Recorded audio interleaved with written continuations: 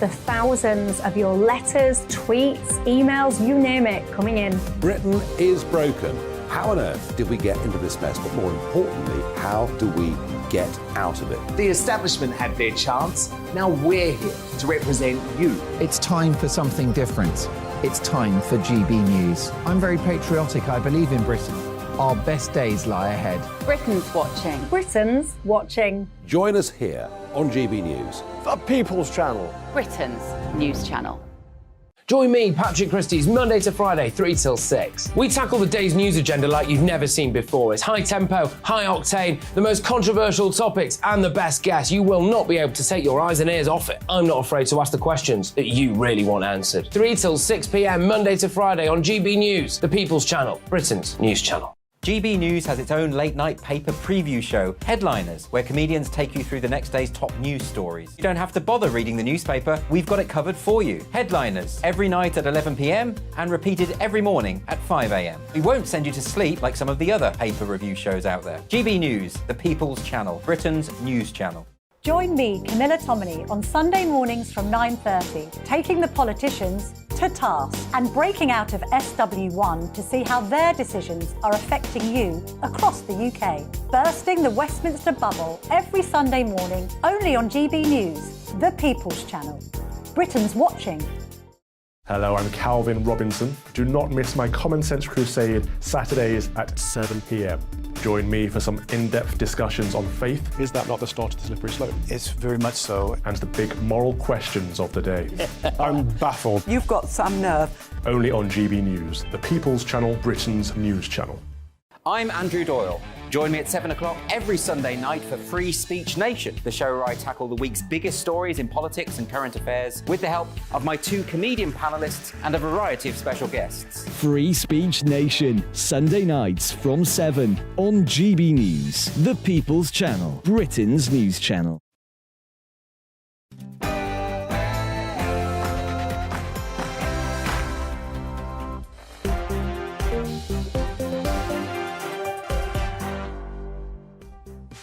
Good evening, welcome to Dewbs and Co with me, Emily Carver. I am standing in for Michelle from 6 o'clock till 7. Now, first up on the agenda this evening, should Sue Gray be blocked from joining Labour? I'm asking because Keir Starmer is set to be asked and answer some rather awkward questions about his decision to offer her a job as his Chief of Staff. She's supposed to be an impartial civil servant. Should she actually be blocked from joining the Labour Party? Let me know what you think. Then, should council workers be paid the same to work fewer hours? I'm asking because one Lib Dem-run council, South Cambridgeshire, is offering its workers to only work 4 days a week, 20% less hours, but on exactly the same pay. Is that fair when our council taxes always seem to be rising? And Romford in Essex, or on the border of Essex and London, is banning hoodies in public spaces, as well as face masks and other things. This is to combat antisocial behaviour. Do you think it's a good thing? Should they be banned? Are they intimidating? Or is this an infringement on people's, well, civil liberties? And finally, are vegan councils a threat to British farmers? Farmers are getting worried that more and more councils are signing up to plant-based treaties and, well, telling schools that they have to have vegan menus for children. Let me know what you think about that. All of that to come tonight on Dewbs and Co with me, Emily Carver. But first, let's get the latest news headlines with Polly.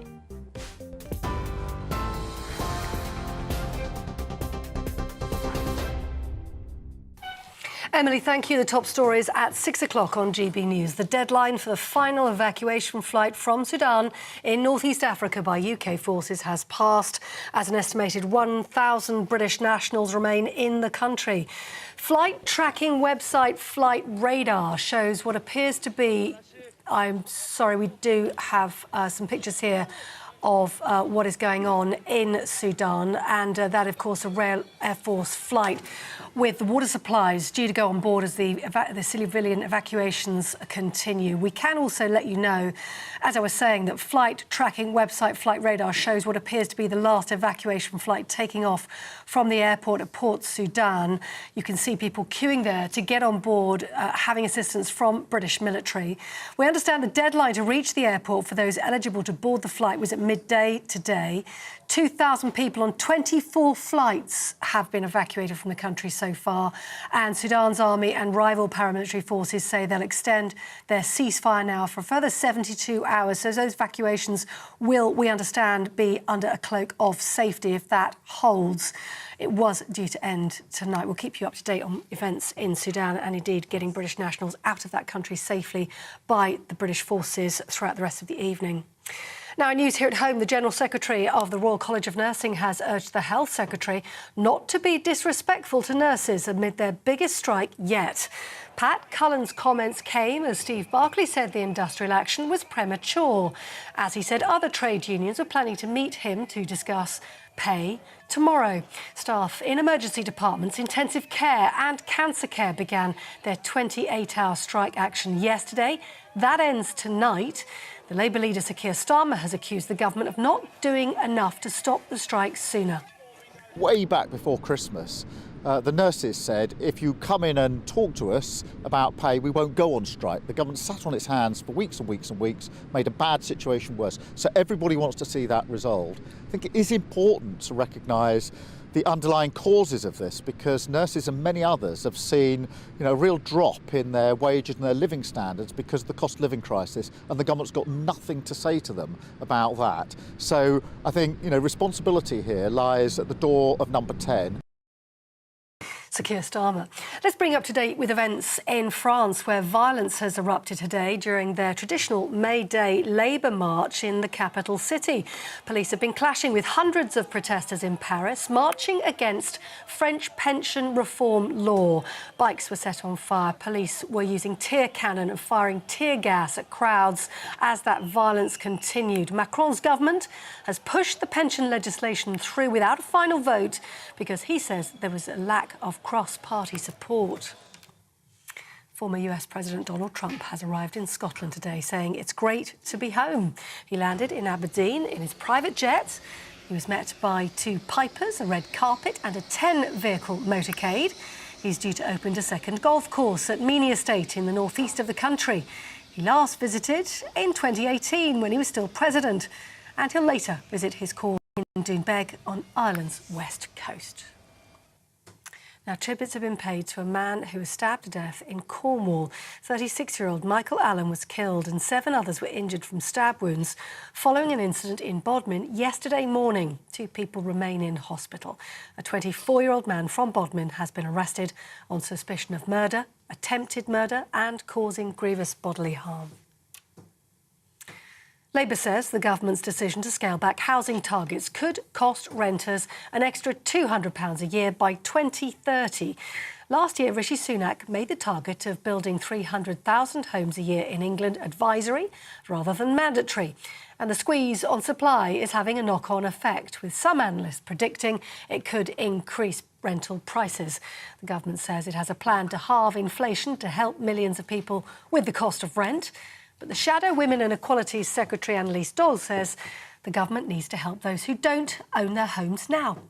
The level of home building looks like it's going to fall to its lowest level since the Second World War under Conservative-led governments. And that's a big problem because people are already paying 42% of their income after tax in rent on average. So Labour said we need to have a sensible approach to this. We need to be delivering those homes that people need.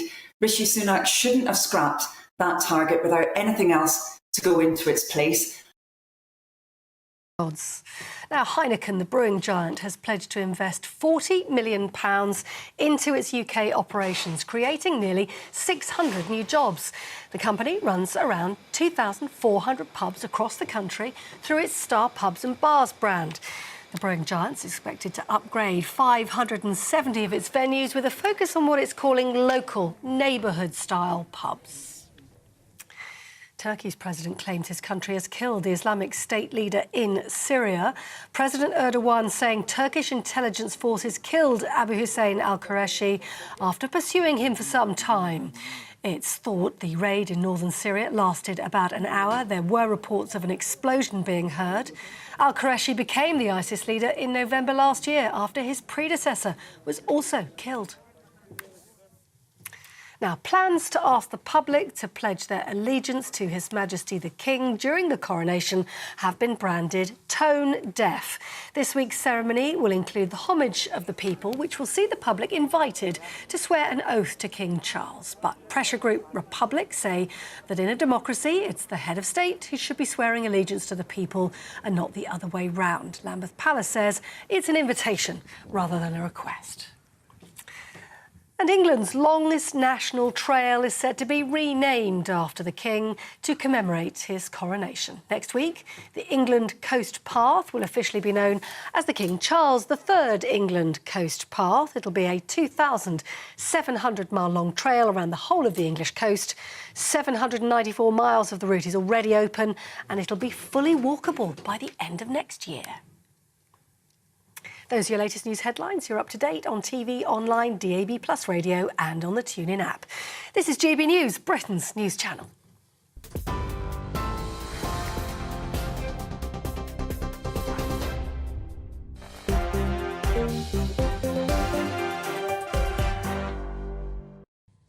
Yes, welcome to Dewbs and Co with me, Emily Carver. With me tonight is my panel, Joe Phillips, political commentator, and Ben Habib, CEO of First Property Group and a member of the Reform Party. You two haven't been on together for a whole month. I know, we've been missing each other. It's terrible. They've been missing each other. Well, we'll see. Missing each other?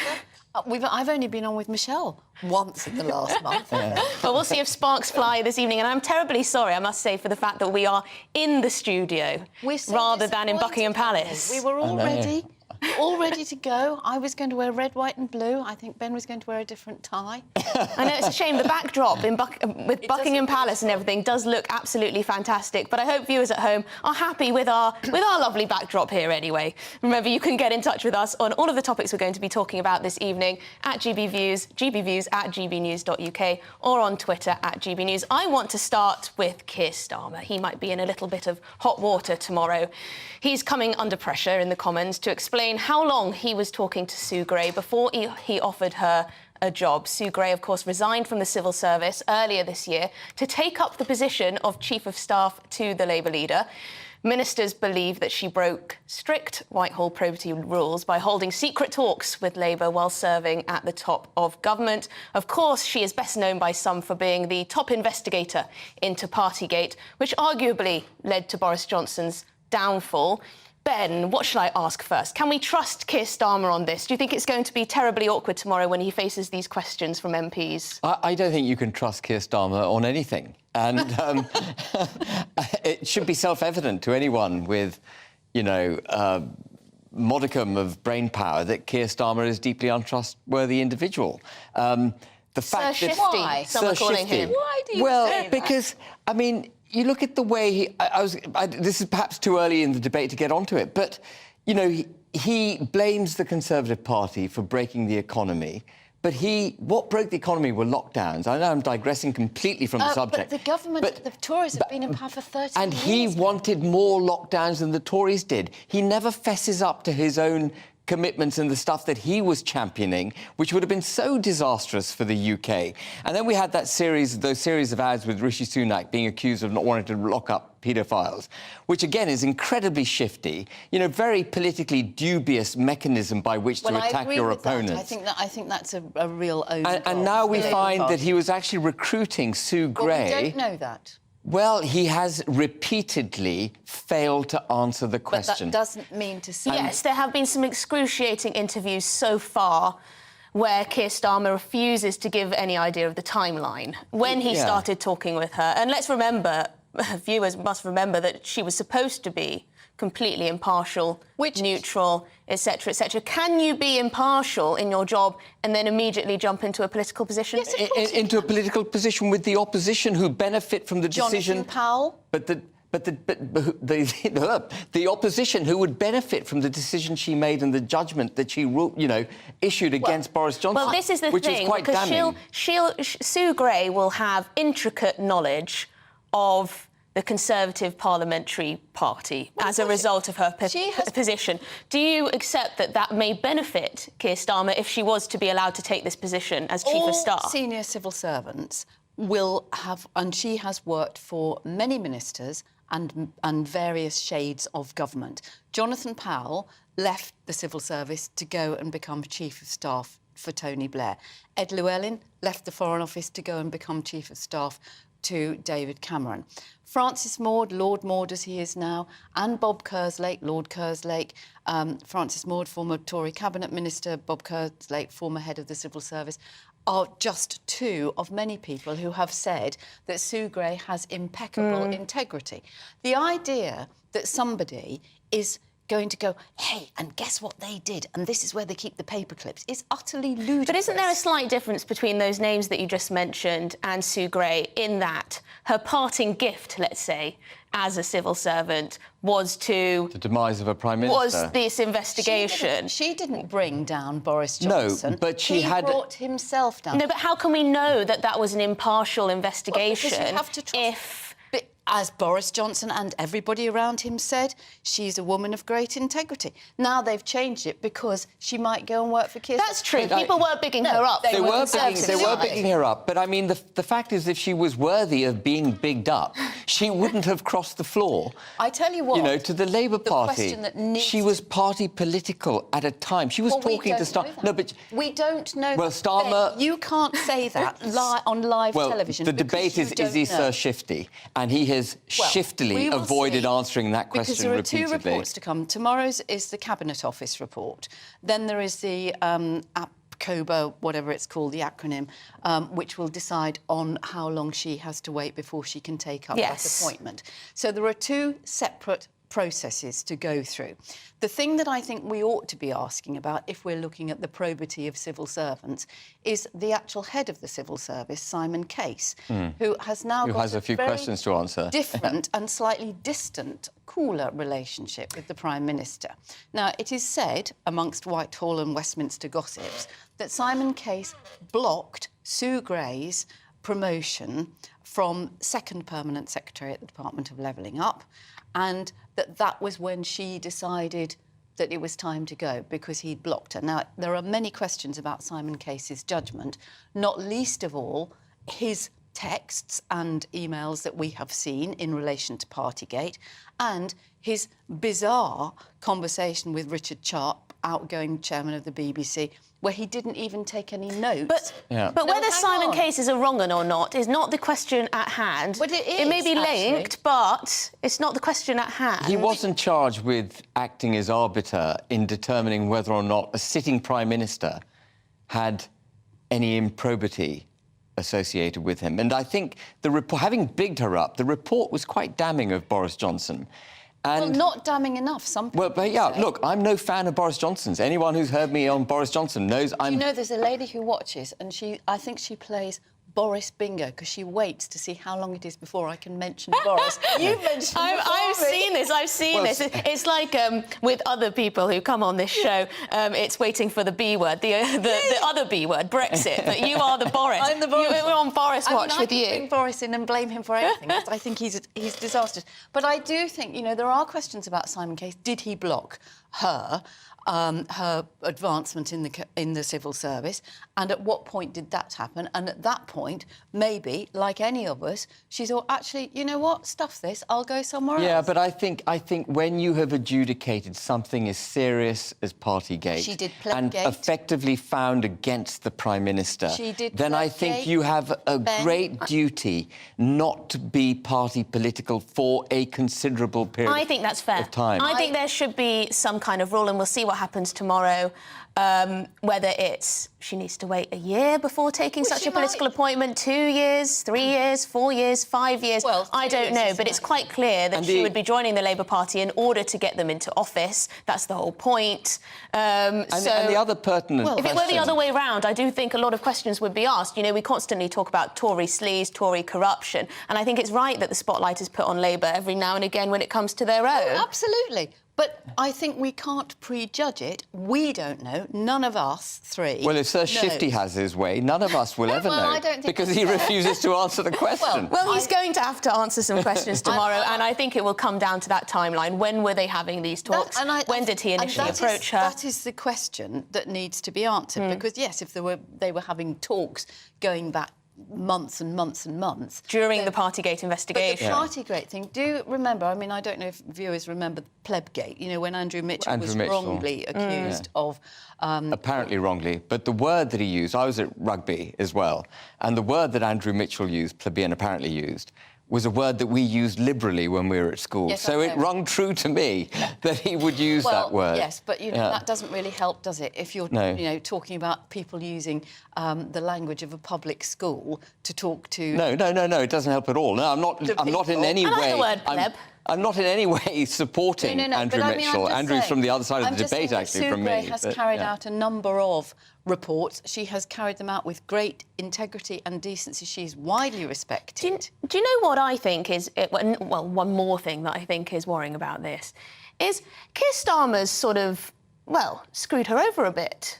Completely. Has he not? I mean, by allowing this to get into the public sphere. Her reputation is now tarnished, and it's as a result of her involvement with Keir Starmer. And he should have come out, if he wasn't talking to her at a time that it was sensitive to be talking to her, he should have done the honourable thing and cleared her name and said, well, actually, I wasn't talking to her. Sue Gray's above reproach. She's absolutely fine. One would hope that that will come out tomorrow in the Cabinet Office report, because they will have spoken to her.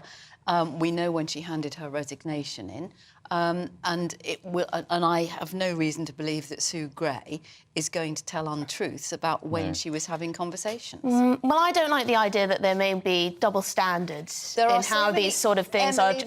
There are so many double standards when you've seen the cronies, you know, with Richard Sharp at the BBC, dodgy deals for peerages. Wait until we get, you know, Liz Truss's peerage, and we still haven't seen Boris Johnson's. Well, one of the things that was just talking about cronyism, it was really interesting to me that there was rumours that certain Tory MPs were proposing that they accelerate Boris Johnson's honours list so they could pack the House of Lords with more Conservative peers so they could get the illegal migration bill through with less opposition. That is, that is sleaze beyond. Assuming it's true. That was a rumour. That was a rumour. Well, I want to know what our viewers at home think about this. Of course, we're supposed to be talking about Keir Starmer's plans to make the Labour the party of home ownership, but instead he's got this hanging over his head. Ian says, not only should Sue Gray be blocked from joining the Labour Party, her investigation into Boris Johnson should be immediately declared null and void due to bias. You can't say that there was no bias, though. How can we possibly say that now? That's the thing, we can't rule it out. Richard says,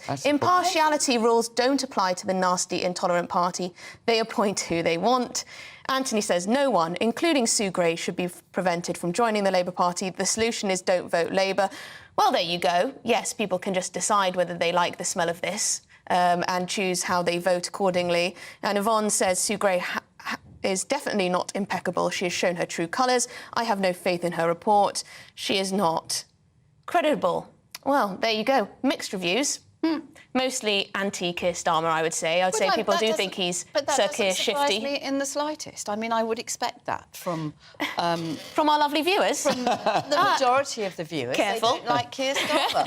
Right. Let's see if anybody will come back and defend... But I do think, you know, to impugn the integrity of a woman who has got a track record which is admired and respected on all sides of the political spectrum...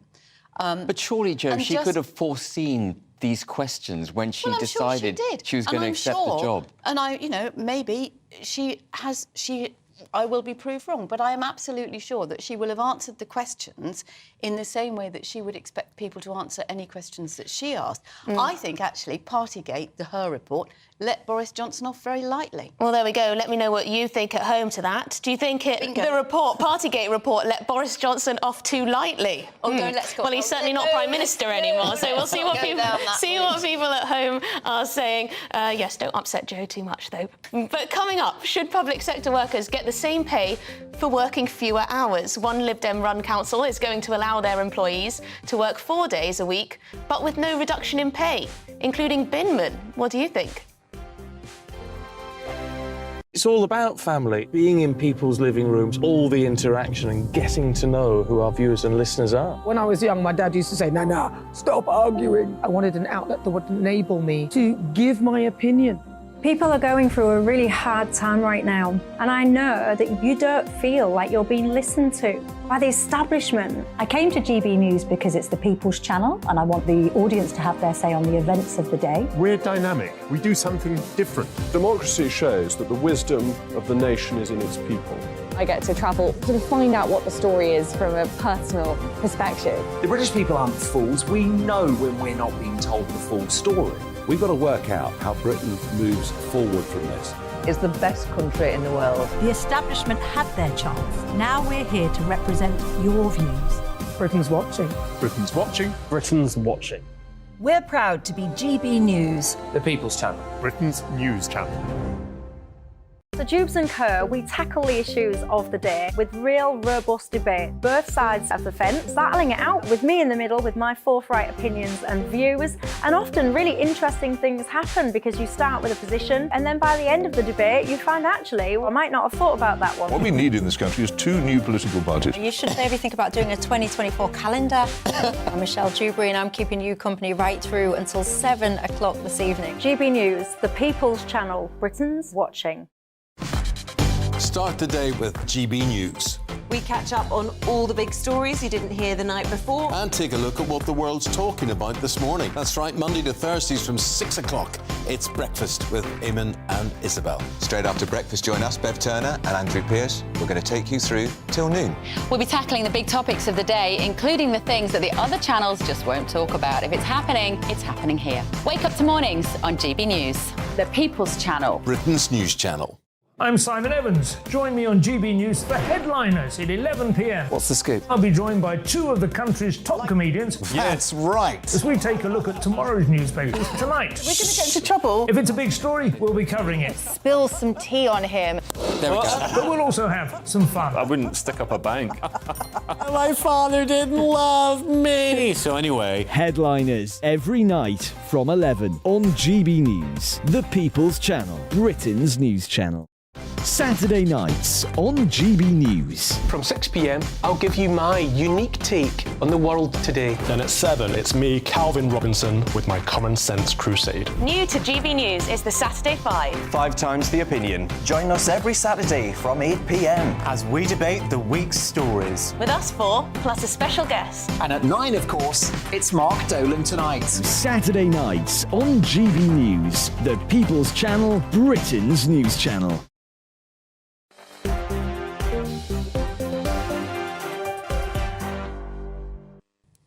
Welcome back to Dewbs and Co with me, Emily Carver. Keeping me company, my panel, Joe Phillips and Ben Habib.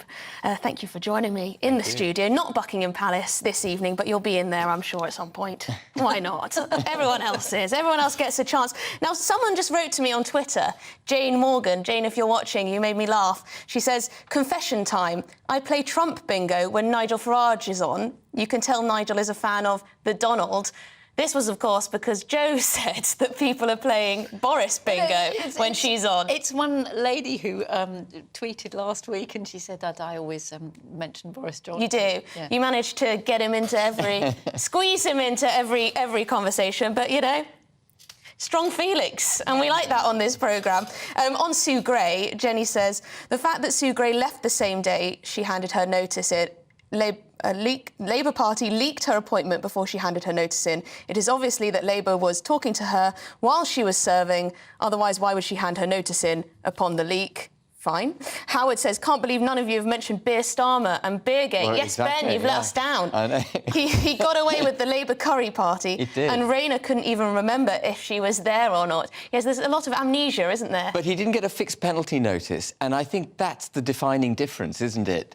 Boris sadly got a... Not sadly, he got a fixed penalty notice, he did. He was lucky, that's all he got.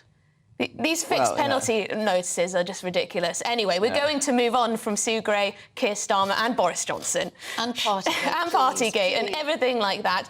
Should we accept that our council taxes are going up, but public sector staff, council workers, their hours are going down? Some councils have been accused of introducing an idler's charter. That's what Jacob Rees-Mogg called it. They let all desk-based employees reduce their working hours by 20% for the next year without any loss of pay. Local authorities insist that a pilot project has been a great success, and they have even extended it to binmen. It sounds like they've been marking their own homework there a bit, Ben. Well, Local authority votes to work less.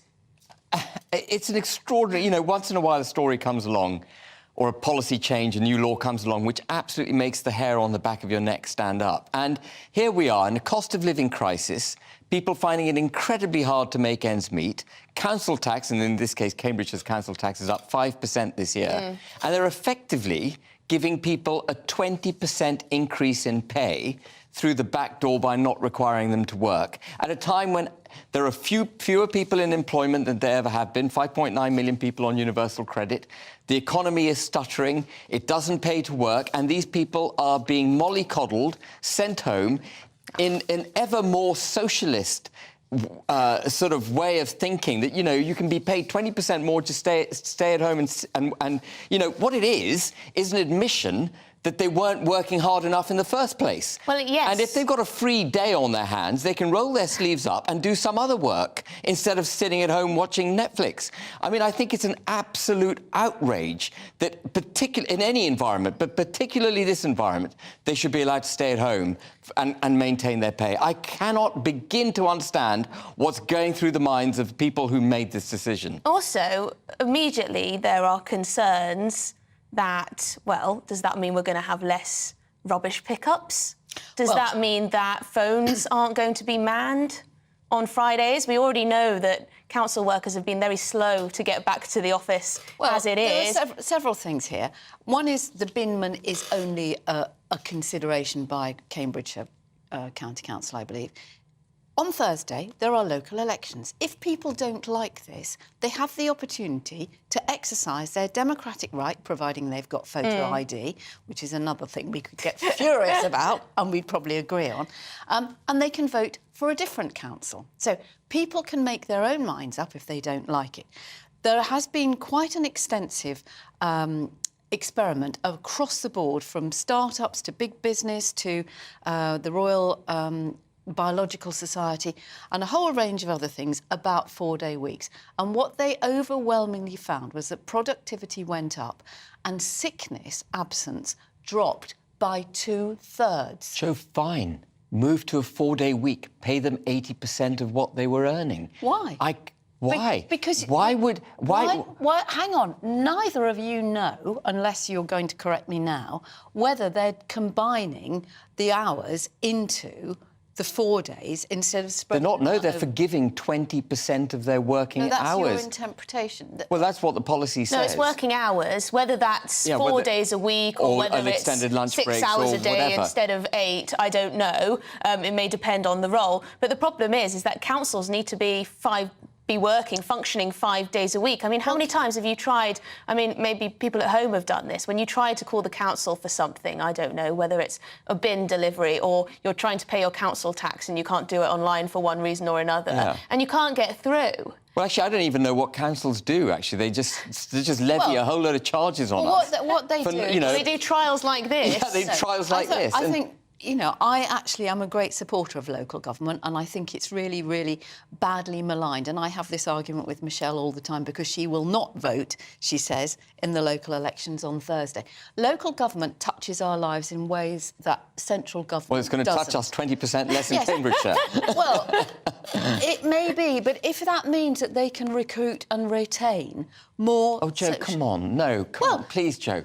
Please, I really, how can you pay someone the same amount of money and require them to work 20% less? How can you have people coming into work who are taking time off but not sufficiently a length of time that they need to have a doctor's note or something, the odd couple of days, or there's a problem with, you've got that absenteeism, which causes huge problems. If you've got people who are working because they can organise their work-life balance... Now, I know people laugh at it and they think it's a load of old nonsense and wokery. If you've got kids, if you've got elderly relatives, if you've got other responsibilities... Yeah, it'd be great. I think most people would like to work less or have an extremely flexible job. But you have to make a sacrifice if you want that, don't you? You have to choose a part-time job. You have to work for yourself. And you're at liberty to do that. Whereas council jobs, if they are required to be 5 days a week, they should be, really, then why would you do this? It seems to me that this is totally an ideological pursuit from the Liberal Democrats because they think that everyone should only have to work 4 days ultimately... a week. One of the reasons that people have been reluctant to go back to work after lockdown and furlough and everything else is because of the flexibility that it gave them. We have talked on this programme on many occasions about the cost of childcare. The ultimate direction of travel of this kind of way of thinking is everyone staying at home and not working. Well, no, it's and not. The state basically handing out benefits. No, it's and not. everything being Also, wealth redistribution. Do you know what? If any sort of... most ambitious people, do you know what they'd do? They'd take their 100% pay for working 4 days and then they'd get another job. That's what I would do. That's what I would do. I would do, and then I'd be making 120%, 130% of what I was earning. And cock a snoop at the But I'd definitely do that. You could get a job Ubering around for that day or doing something else, starting your own business. People working when they're supposed to be there instead of taking a day off. You've worked in business long enough, Ben, and I'm sure you don't tolerate it, but I have worked in organisations where it's very easy, somebody's off sick, or there's a problem with the kids, or they've got to go early, or this, that and the other. And actually, they're so unproductive, they might as well not be there. So if you actually say to people, right, you do 4 days a week... But then why not I 3 worry days about a week, the bigger implications of this on the economy. We know in lots of towns and cities in this country, the public sector is crowding out the private sector. If you're making these jobs even more cushy, and they're still getting the same pay for working less. What hope is there for people to start you've hit the nail on the head. Starting businesses? The public sector, you've hit the nail on the head. The public sector... Oh, wow, I feel like I've been told by... But the public sector is no longer a guardian of the private sector. The public sector is in competition with the private sector. It's in competition with it for talent. It's in competition for employees. It's in competition with the private sector for capital. That's why it's taxing the hell out of the private sector. That's why it needs interest rates down, because it wants to be able to borrow cheaply so it can do all its state interventionist policies, including ridiculous ones like this, paying people 20% more for less work. It makes no sense. It makes absolutely no sense, but let's see, lots of people have been getting in touch. I think this angers quite a lot of people, actually. Bernard said, council should not have the power to make working hours decisions with public money. Ian says, if councils are going to reduce their working hours, then perhaps we should pay less council tax. Good point. Robert says, I agree, let them work 4 days a week, but at 12-hour days, at least we will get more bucks for our pounds. But the problem is we need Monday to Friday, don't we, for most things. Ian says, public sector workers should be put on performance-related pay. Binmen would soon be due a pay increase, but some of their managers would deservedly get massive pay cuts. Well, that's another problem just with the public sector in general. If you do a really good work, can you get a bonus? Can you get better pay than someone else on your level? Well, it's also socialised. I think that's a really fair point, that the people who are actually doing the front-end jobs, or actually, if it's a binman, the back-end jobs, because you're back of the back of the back truck. of the truck, yeah, exactly. But, they are working, emptying the bins, doing all of that stuff. It's not a particularly pleasant job. The people who run the tips and the... what do you call them? Yeah, tips. Yeah. Those things. Social workers. We know there's a desperate shortage of social workers. People who are doing assessments for elderly people and people with disabilities who need specialist care. There's not enough of those people, but there is no doubt that there are a lot of people at a certain managerial level who are spending a lot of time reinventing the wheel, having lots of meetings, writing lots of reports. Feeling very important. But then sack them. Don't send them home for a day's extra pay. Well, hang on, let's listen. Someone who works at a local council has got in touch. Craig, thank you for writing in. He says, well, he doesn't actually agree with you, Joe. He says, I work for a local council and I finish at 12:30 on Fridays in time for lunch. That is early enough to finish a working week. No need for 4-day weeks. So he's already got half a day off on a Friday. So, which is quite nice, to be honest. I mean, to be honest, I do think in a lot of workplaces, Friday afternoons do get a little bit lost if people are honest. Perhaps not those who work for Ben Habib. Well, I think in times of economic difficulty, and we are in serious economic difficulty at the moment, don't underestimate the problems the country is facing. Yeah. Massive debt, high taxation, high inflation, we all have to put our back into it and work more, not less. Right, we've all got to work more. I'm not sure how that will go down well. But it's an impassioned stance there. Anyway, coming up, if you were a fan of wearing hoodies, then don't go shopping in Romford. There's a new rule banning anyone from putting up their hoods in the town centre's shopping areas. Why, though? We'll tell you after the break. I joined GB News because I was sick and tired of not hearing my views being represented, not just mine, but so many people that I knew and spoke to. I just couldn't get my voice out there. I couldn't say anything. I couldn't do anything. Whatever the narrative was, I kind of had to follow it. GB News is there to provide a voice for those who have been ignored by the establishment media. We think different things, we've got a different style. GB News is here to be optimistic and positive about the future. It's real kind of dynamic and flowing, with the audience very much at the heart of it, like a big family.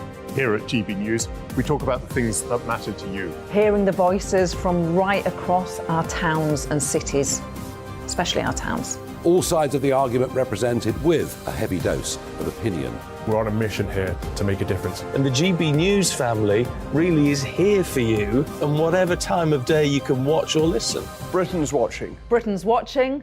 We're proud to be GB News. The People's Channel. Britain's news channel. Westminster is going around in ever-decreasing circles, followed by the media. Britain is broken. How on earth did we get into this mess? But more importantly, how do we get out of it? Join me at 7 p.m, Mondays to Thursdays on Farage, here on GB News. We will have open, rational debate. We've got to work out how Britain moves forward from this. Join us here on GB News, the People's Channel. Britain is watching.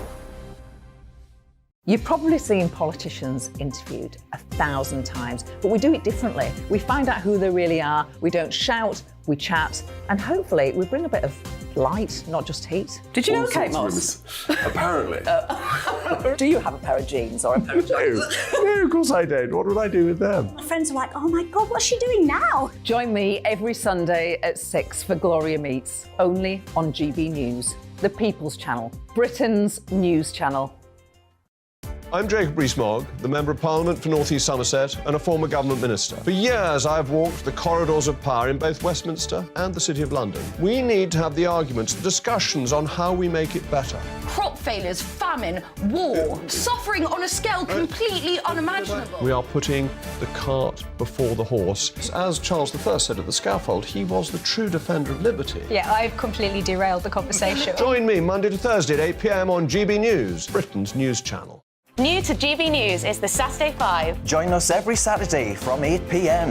as we debate the week's stories. Right, folks, that was a spicy one, wasn't it? With us four, plus a special guest. Sometimes she has to stick her foot in it. Sometimes she has to say things as they are. Sometimes I think we should keep the refugees and send the pensioners to Rwanda. Then we'd be in a much better state. Well, Benjamin, that is... The Saturday 5. Saturday nights from 8. Only on GB News, the People's Channel. Britain's news channel.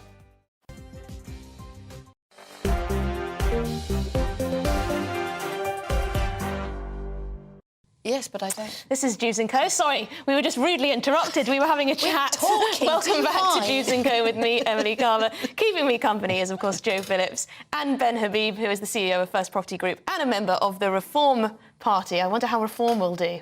In the locals? Yes. I'm sure very well. Well, we shall see. Well, we can't say that, can we? Because there are other candidates. Yes, there are other candidates. Need to look and make their own minds up, not have a party political broadcast this close to the well, quite, yes.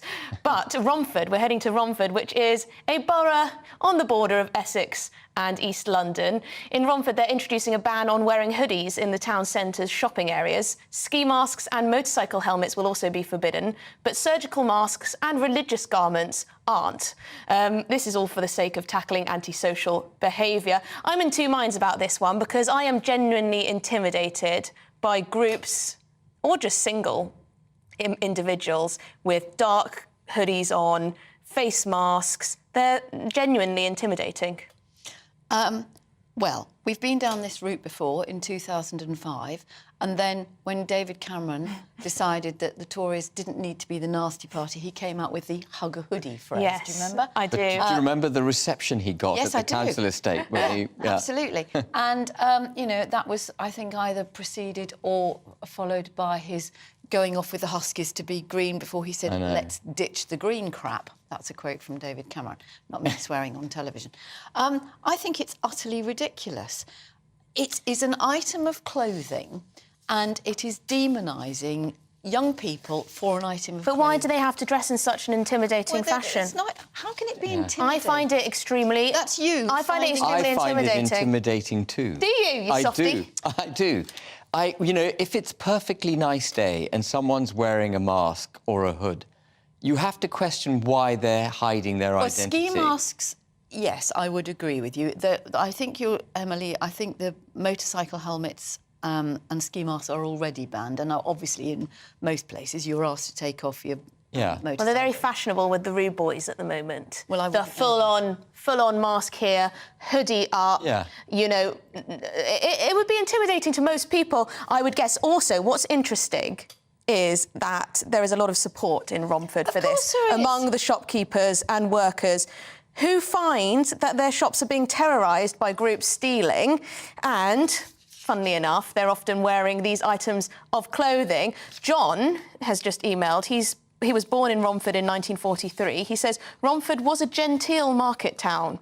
I can remember walking home from school through the market where there was livestock brought in by farmers to sell. On market days, the pubs were allowed to open early for arriving farmers to buy a beer. Times do change, but not always for the better. Those were the days. No yobbos wearing ski masks. Well, you know, and you've got to put it into context, haven't you? Because antisocial behaviour is on the rise.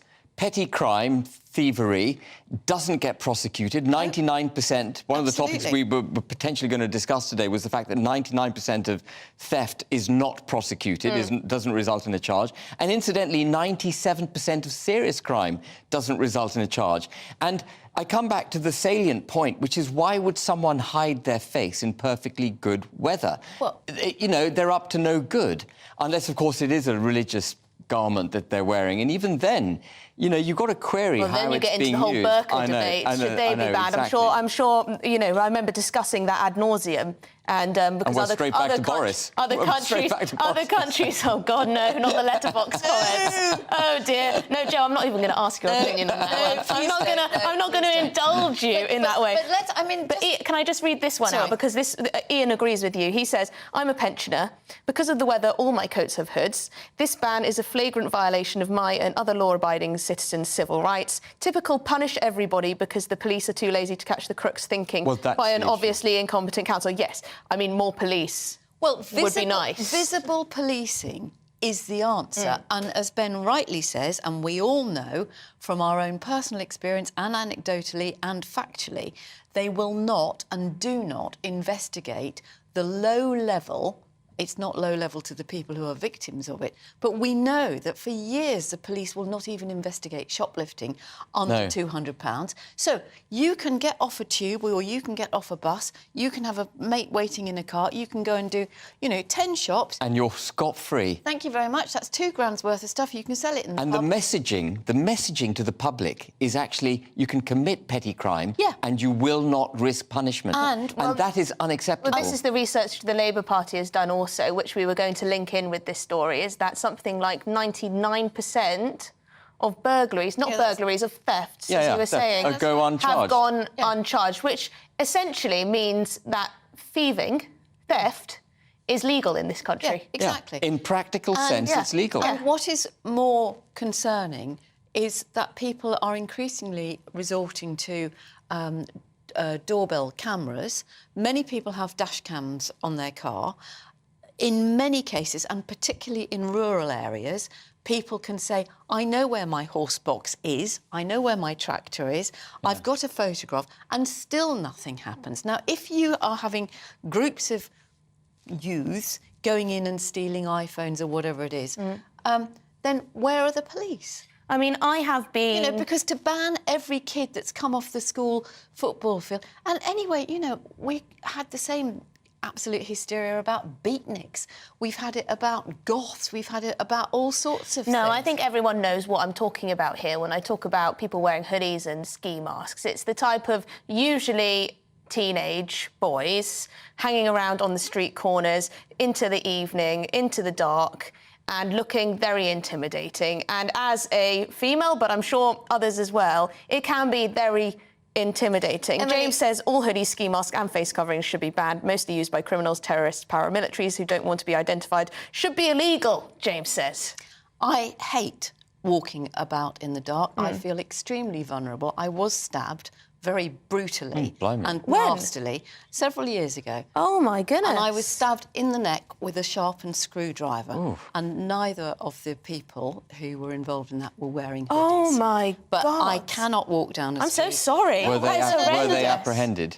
No. Oh, my God, so But they've got away not with for the it. want of trying. No, you know, the police were absolutely brilliant. But, you know, the point is, these awful things happen. I feel terribly anxious because of that. But you wouldn't want to take away other people's liberty to wear what they want, which, to be fair, is, you know, a liberal outlook. You can't blame everyone for some perpetrators. Anyway, coming up, are British farmers under attack? Several councils have signed a so-called plant-based international treaty that promotes taxes on meat and bans the expansion of farms. Should we be worried? It's important. Local councils. Very important.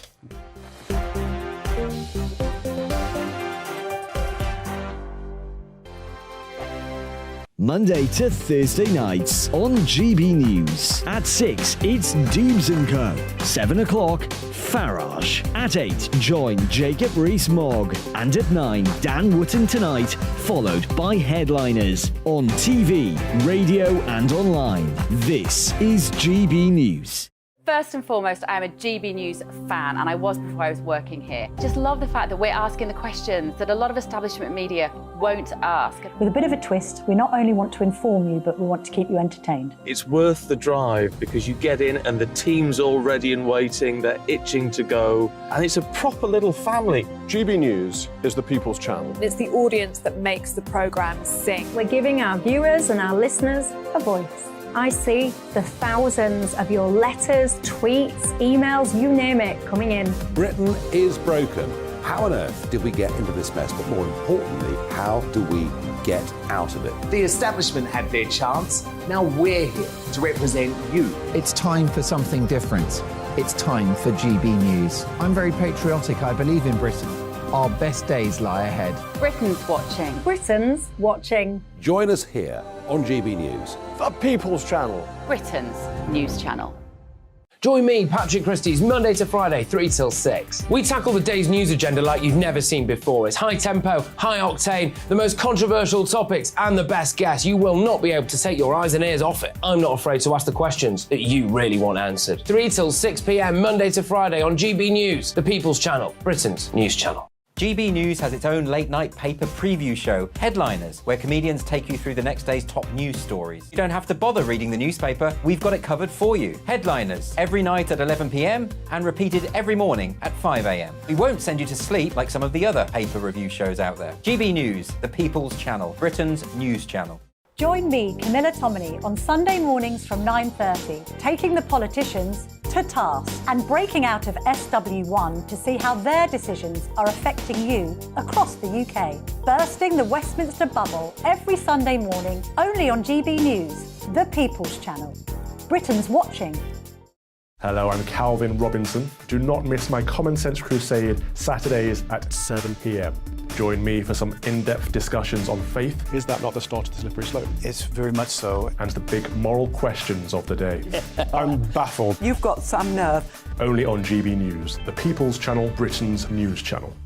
I'm Andrew Doyle. Join me at 7 o'clock every Sunday night for Free Speech Nation, the show where I tackle the week's biggest stories in politics and current affairs with the help of my 2 comedian panellists and a variety of special guests. Free Speech Nation, Sunday nights from 7 on GB News, the People's Channel, Britain's news channel.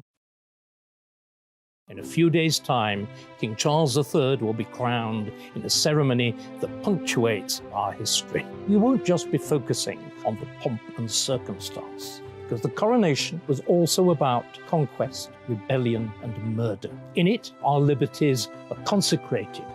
Tonight, a special edition of Farage with Professor David Starkey. The Crown, a 1,000-year story on GB News, Britain's news channel.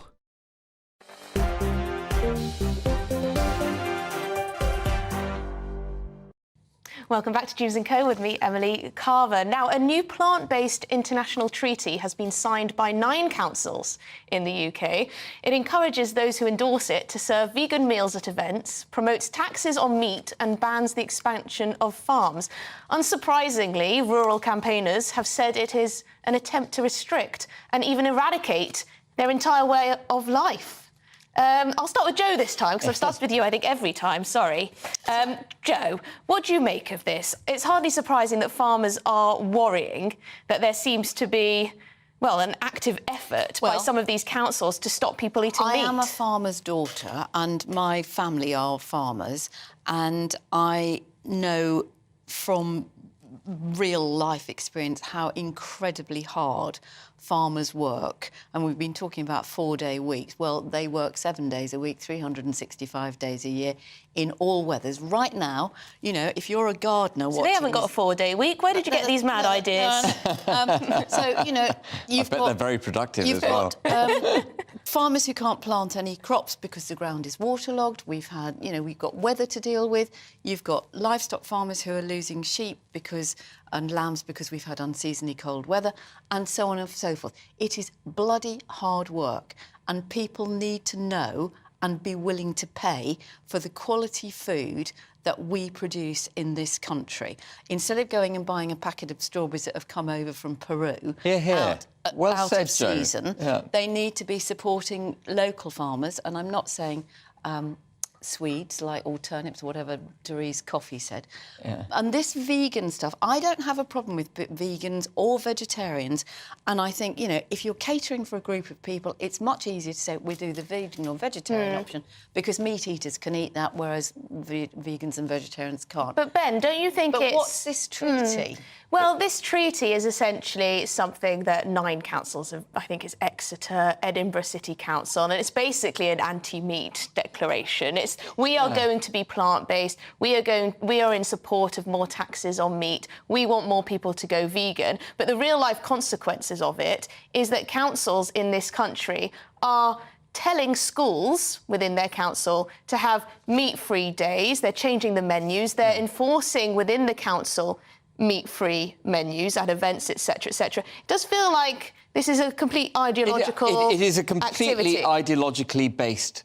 it's not a treaty, it's a campaign. It's entirely ideologically motivated.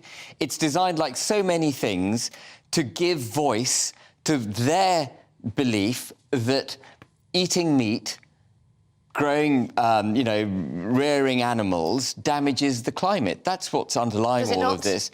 No, I don't think it does. Why does that damage the climate any more than taking over acres and hectares and thousands of hectares of land to plant wheat, which is so damaging to fauna, so damaging to all other forms of other greenery and the ecosystems that would otherwise be allowed to thrive. And a kilo of meat, you get more bang for your buck. And you get much more bang for your buck, and actually children need it. They need the kind of iron. This is a lot of people don't believe that children do need protein and eggs. No, and there are lots of people who, for religious reasons, not the virtue signalling reasons, which I suspect this might be, there are many campaigns that well-meaning people sign up to. Jo, you don't often admit that things are pure virtue signalling. I don't know what this treaty... It's not a treaty. It's not a treaty, it's a campaign. It's just a little thing that the councils can sign up to, which indicates that they're green and that's nice. What I mean. But then they're also encouraged to do these sort of... So then start right at the basics. You know, I think that children need to be taught about food and they need to be taught about cooking from primary school. I think we need to not have got rid of all of our school canteens and put all of that out to the private sector where you get absolute rubbish for children. But I don't like this value judgment, though, that you can just imagine these teachers at the school being, or the councils saying, oh, to be a good person, to be a good citizen... You've got to be vegan. You've got to have vegan days and you should change your whole diet. It's a lot of pressure to put on kids. No wonder they're all worried about quickly everything. Bringing the coronation into it. You know, the signature dish is a vegan quiche. I think it's only vegetarian, Ben. Vegetarian. Well, it's vegan, vegetarian, it's all the same thing. We need to care about the quality of food, and nowhere more so than what children are eating at schools. But I would have compulsory school meals. I'd get rid of packed lunches, which you might say that is extreme. We're very nearly out of time. I'm just going to read out one view. David says, education managers must be held personally responsible for any ill health caused by withdrawing a balanced diet from children. Well, there you go. Nice, strong message to finish with. Thank you very much to my panel, Jo Phillips and Ben Habib. Another great show. Up next, do not go anywhere. We have a very special episode of Farage with David Starkey. You won't want to miss it.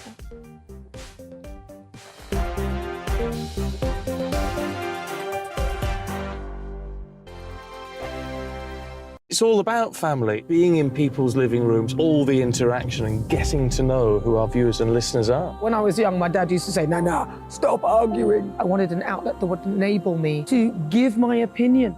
People are going through a really hard time right now, and I know that you don't feel like you're being listened to by the establishment. I came to GB News because it's the People's Channel and I want the audience to have their say on the events of the day.